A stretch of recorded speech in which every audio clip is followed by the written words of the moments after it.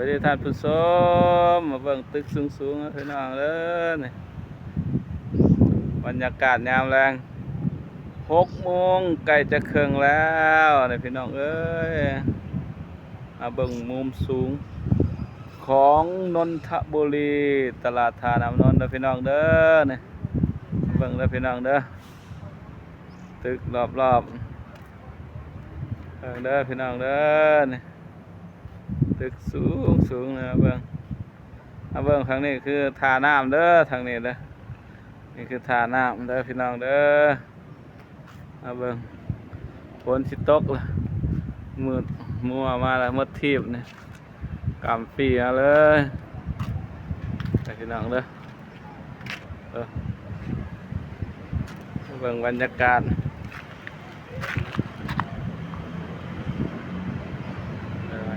เด้อพี่น้องเด้อ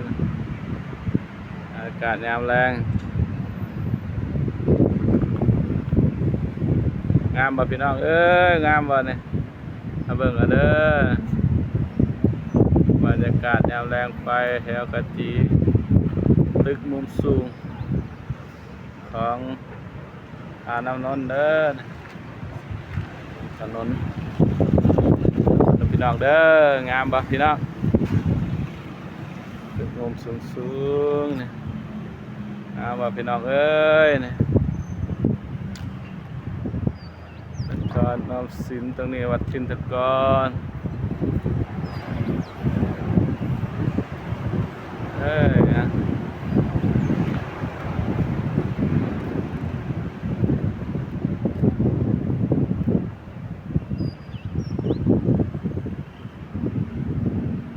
ตึกสูงเลยพี่น้องเด้อบางตึกมุมสูง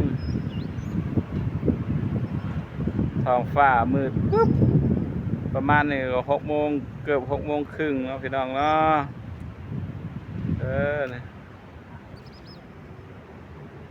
เบิ่งตึกสูง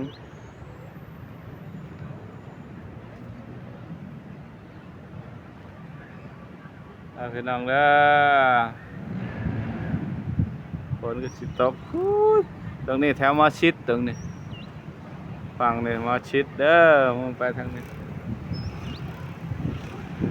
ดีแล้วพี่น้องเด้อเบิ่งสูงวันนี้ก็บ่มีหยังให้เบิ่งเด้อพี่น้องเด้อ